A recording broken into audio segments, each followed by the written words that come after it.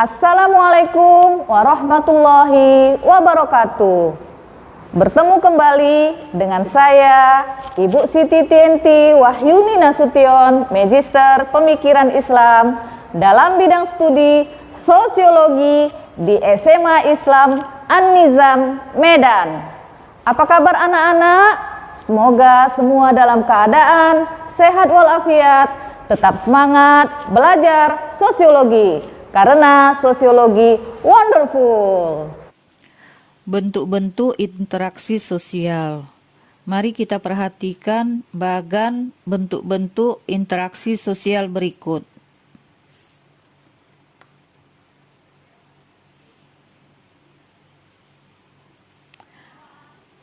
Menurut Gilin, interaksi sosial berlangsung dalam dua jenis proses sosial, yaitu proses asosiatif dan proses disosiatif. Proses asosiatif mengarah pada persatuan atau integrasi sosial. Sebaliknya, proses disosiatif merupakan proses oposisi atau cara melawan seseorang atau sekelompok orang demi meraih tujuan tertentu. Mari kita bahas satu persatu. Yang pertama, proses sosial yang bersifat asosiatif.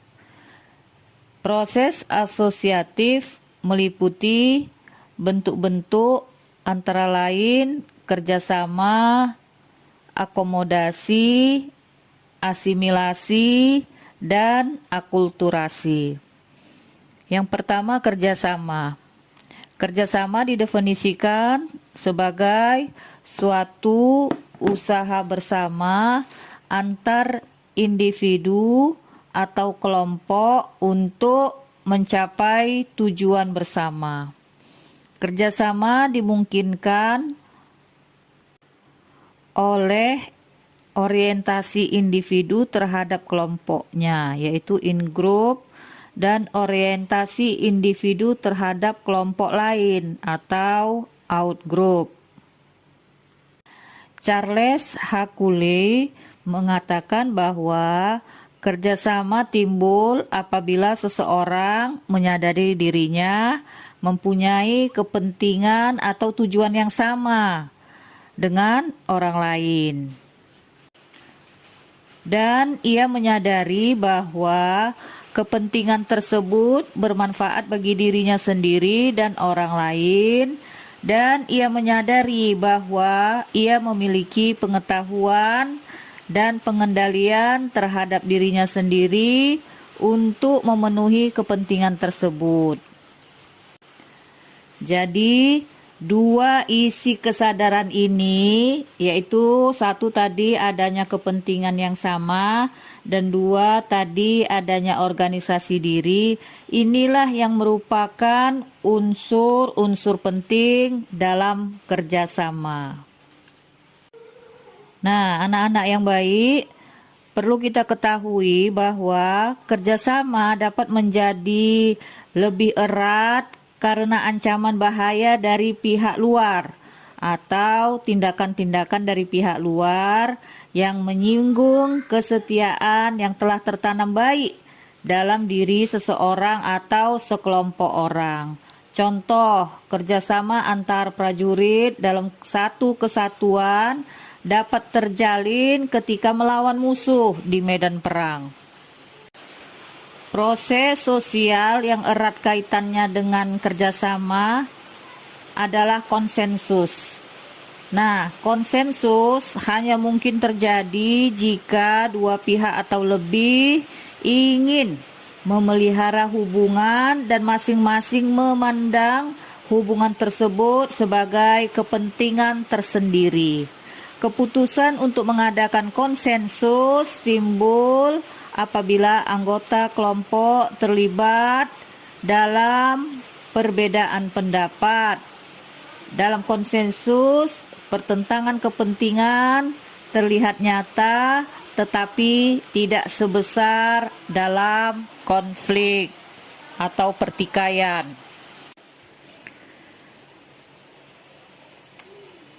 Berdasarkan pelaksanaannya, kerjasama memiliki 5 bentuk.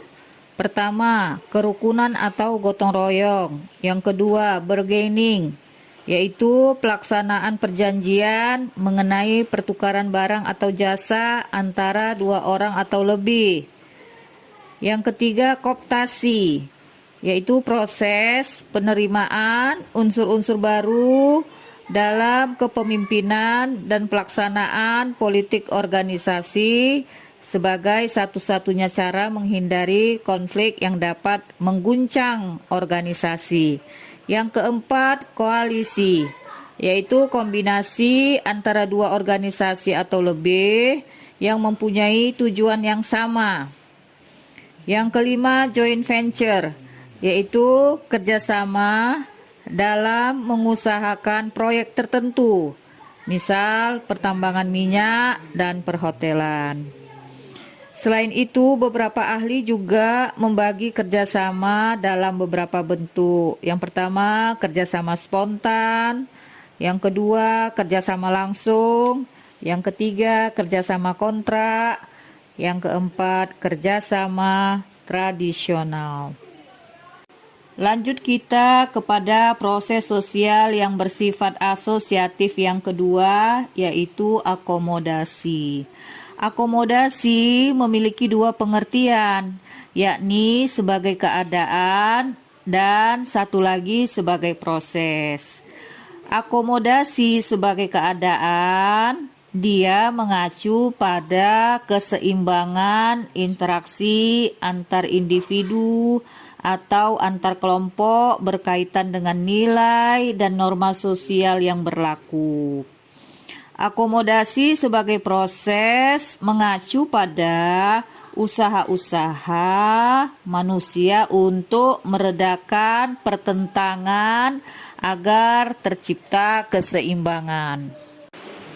Jadi harus kamu pahami ya, apa itu akomodasi sebagai keadaan dan apa pula akomodasi sebagai proses. Nah, anak-anak yang baik, akomodasi sebenarnya merupakan cara untuk menyelesaikan pertentangan tanpa menghancurkan lawan. Ingat ya, akomodasi ini tidak untuk menghancurkan lawan. Nah, tujuan akomodasi bisa berbeda-beda tergantung pada situasi yang dihadapi. Tujuan akomodasi pertama, menghasilkan sintesis atau titik temu antara beberapa pendapat yang berbeda agar menghasilkan suatu pola baru. Yang kedua, mencegah terjadinya pertentangan untuk sementara. Yang ketiga, mengadakan kerjasama antar kelompok sosial yang terpisah akibat faktor sosial dan psikologis atau kebudayaan. Yang keempat, mengusahakan peleburan antar kelompok sosial yang terpisah, misalnya melalui perkawinan. Nah, jadi ada 4 tujuan akomodasi. Nah, berikut bentuk akomodasi yang sebagai proses, ya. Akomodasi yang sebagai proses itu memiliki beberapa bentuk. Yang pertama, koersi, yaitu bentuk akomodasi yang prosesnya melalui paksaan secara fisik maupun psikologis.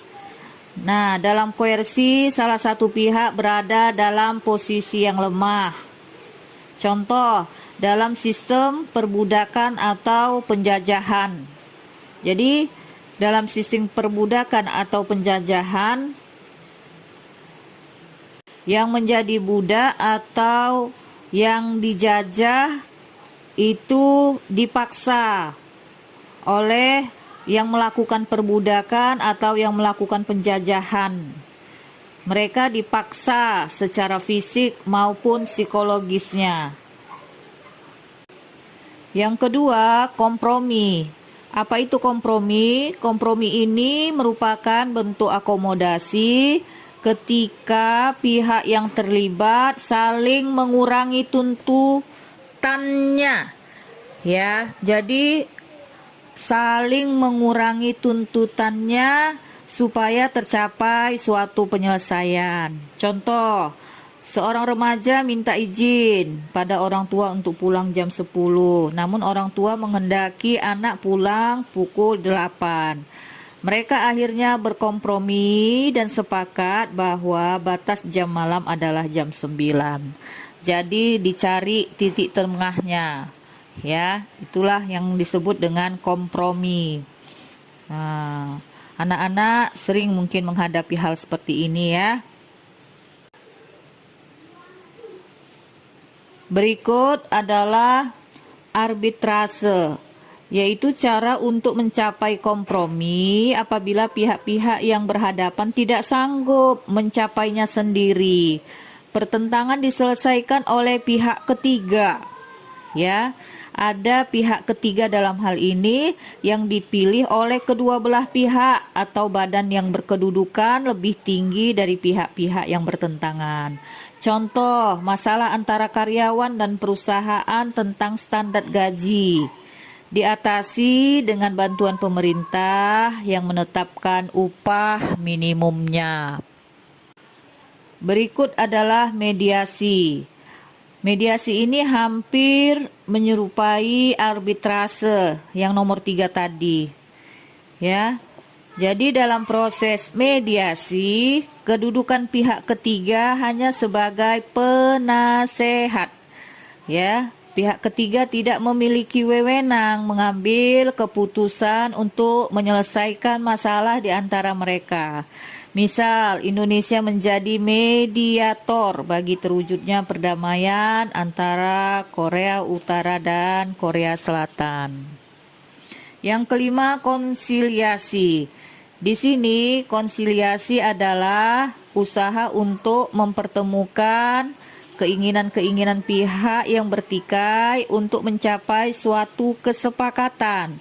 Contoh, mempertemukan wakil buruh dan perusahaan agar saling mengungkapkan keinginan mereka demi tercapainya kesepakatan bersama. Nah, yang keenam, toleransi. Ini sering kita dengar istilah toleransi ya, yaitu bentuk akomodasi yang terjadi tanpa persetujuan formal. Terkadang toleransi timbul secara tidak sadar dan spontan akibat reaksi alamiah individu atau kelompok yang ingin menghindari perselisihan. Contoh, ketika sekelompok umat beragama sedang beribadah, umat yang beragama lain tidak membuat keributan. Berikut adalah stalemate, yaitu terjadi ketika pihak-pihak yang bertikai memiliki kekuatan yang seimbang hingga akhirnya kedua pihak menghentikan pertikaian itu. Yang kedelapan, adjudikasi, yaitu cara menyelesaikan masalah melalui pengadilan. Yang kesembilan, segresi. Ini bentuk akomodasi ketika masing-masing pihak memisahkan diri dan saling menghindar untuk mengurangi ketegangan. Yang ke-10, eliminasi, yaitu pengunduran diri salah satu pihak yang terlibat dalam konflik karena mengalah. Ada subjugation atau domination.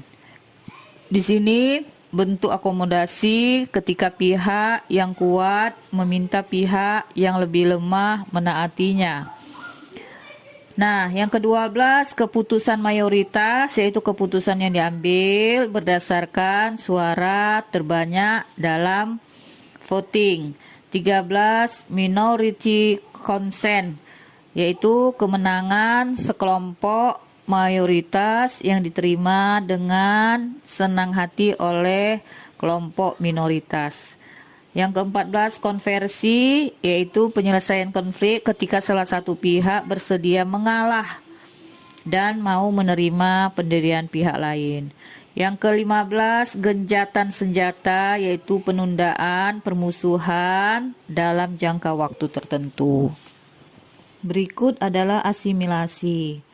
Asimilasi merupakan usaha untuk mengurangi perbedaan antara individu atau antar kelompok guna mencapai satu kesepakatan berdasarkan kepentingan dan tujuan bersama. Faktor-faktor yang mempermudah proses asimilasi. Pertama, sikap toleransi. Kedua, kesempatan yang seimbang dalam ekonomi. Yang ketiga, saling menghargai orang asing dan kebudayaannya. Yang keempat, sikap terbuka dari golongan penguasa dalam masyarakat. Yang kelima, persamaan unsur kebudayaan. Yang keenam, perkawinan campuran atau amalgasi. Yang ketujuh, adanya musuh bersama dari luar. Ada pula faktor-faktor yang menjadi penghalang proses asimilasi. Apa saja itu? Yang pertama, terisolasinya kehidupan suatu golongan tertentu dalam masyarakat. Misal, pada masa kolonial Belanda, keturunan Tionghoa, Arab, dan pribumi yang diharuskan menetap di wilayah-wilayah tertentu. Yang kedua, kurangnya pengetahuan mengenai kebudayaan yang dihadapi. Yang ketiga, ada perasaan takut terhadap kekuatan budaya yang dihadapi. Yang keempat, ada perasaan bahwa suatu kebudayaan golongan atau kelompok tertentu lebih tinggi dari kebudayaan golongan atau kelompok yang lain. Yang kelima, ada perbedaan warna kulit atau ciri-ciri fisik. Yang keenam, adanya in-group feeling yang kuat. Yang ketujuh, adanya gangguan golongan mayoritas terhadap golongan minoritas. Dan yang terakhir, adanya perbedaan kepentingan dan pertentangan pribadi. Selanjutnya adalah akulturasi.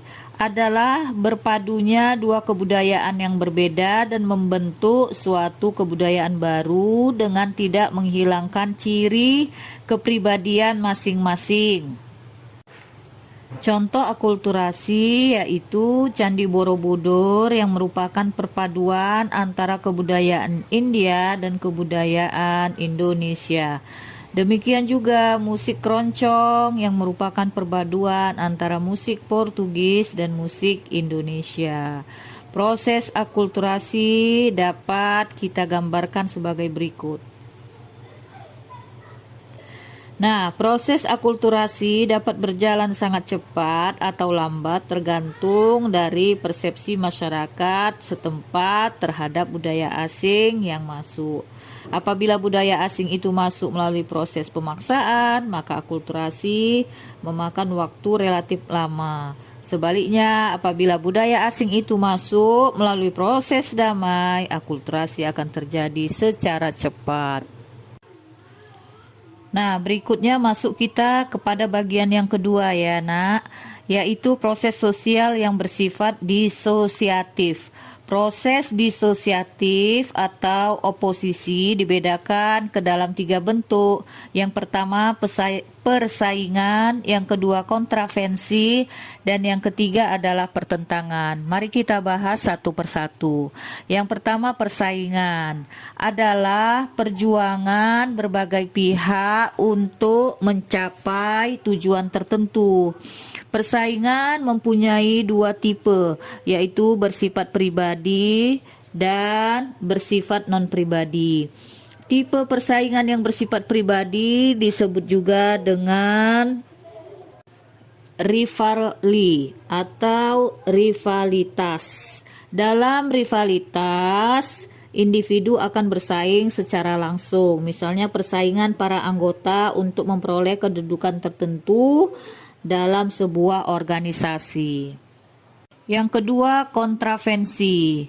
Kontravensi merupakan bentuk proses sosial yang berada antara persaingan dan pertentangan. Kontravensi ditandai dengan ketidakpuasan seseorang, perasaan tidak suka yang disembunyikan, kebencian, dan keraguan-raguan terhadap kepribadian seseorang. Dan kontravensi juga bersifat rahasia ya. Perang dingin, ini merupakan contoh dari kontravensi. Nah, menurut Leopold von Wies dan Howard Becker, kontravensi memiliki 5 bentuk. Yang pertama umum, misal penolakan, keengganan, perlawanan, protes, perbuatan menghalang-halangi, penggunaan kekerasan, dan lain-lain. Yang kedua, sederhana, misal penyangkalan, pernyataan orang di muka umum, maki-makian melalui surat atau selebaran, dan cercaan. Yang ketiga intensif, misal penghasutan atau penyebaran desas-desus. Yang keempat rahasia, misalnya pembocoran rahasia lawan atau pengkhianatan. Yang kelima taktis, misalnya kejutan terhadap lawan, pembingungan pihak lawan, provokasi atau intimidasi. Berikut kita masuk bagian yang ketiga dari proses sosial yang bersifat disosiatif, yaitu pertentangan. Nah, pertentangan atau konflik adalah perjuangan individu atau kelompok sosial untuk memenuhi tujuan dengan cara menantang pihak lawan. Biasanya konflik disertai dengan ancaman atau kekerasan. Konflik terjadi karena perbedaan pendapat, perasaan individu, kebudayaan, kepentingan, dan perubahan-perubahan sosial yang cepat yang menimbulkan disorganisasi sosial. Perbedaan akan memuncak menjadi pertentangan karena keinginan-keinginan individu tidak dapat diakomodasi. Nah, akibatnya tiap individu atau kelompok berusaha menghancurkan lawan dengan ancaman atau kekerasan. Pertentangan tidak selalu bersifat negatif. Dapat juga pertentangan ini menjadi alat untuk menyesuaikan norma-norma yang telah ada dengan kondisi baru yang sesuai dengan perkembangan masyarakat. Pertentangan dapat pula menghasilkan kerjasama karena masing-masing pihak dapat saling berintrospeksi dan memperbaiki diri. Contoh dampak positif pertentangan adalah perombakan aturan-aturan yang mengekang hak politik warga negara. Pertentangan mempunyai bentuk-bentuk khusus. Yang pertama, pertentangan pribadi. Ada beberapa individu yang sejak mulai berkenalan sudah tidak saling menyukai. Kondisi ini jika dikembangkan akan menimbulkan kebencian. Yang kedua, pertentangan rasial. Sumber pertentangan tidak hanya terletak pada perbedaan ciri-ciri fisik, tetapi juga oleh kepentingan kebudayaan. Keadaan menjadi bertambah buruk jika salah satu ras merupakan golongan mayoritas. Yang ketiga, pertentangan antar kelas sosial, di mana pertentangan ini terjadi karena adanya perbedaan kepentingan antar strata, seperti perbedaan kepentingan antara majikan dan buruh, ya. Ini strata yang berbeda. Nah, yang keempat, pertentangan politik, di mana pertentangan berkaitan dengan kekuasaan ini biasanya menyangkut antar golongan dalam masyarakat dan antara negara-negara berdaulat. Misalnya, pertentangan yang terjadi antar partai politik menjelang pemilihan umum. Dan yang terakhir, pertentangan internasional. Di sini pertentangan ini disebabkan oleh kepentingan yang lebih luas serta menyangkut kepentingan nasional dan kedaulatan masing-masing negara. Apabila kedua belah pihak tidak dapat mengendalikan diri, perang akan sangat mungkin terjadi. Nah, inilah pembahasan kita pada hari ini mengenai bentuk-bentuk interaksi sosial dalam pembelajaran sosiologi. Semoga mudah dipahami dan kita bisa mengamalkannya dalam kehidupan sehari-hari kita. Wallahu a'lam bishawab. Semoga anak-anak ibu sehat walafiat dan tetap ceria dan semangat untuk mengikuti pembelajaran sosiologi berikutnya.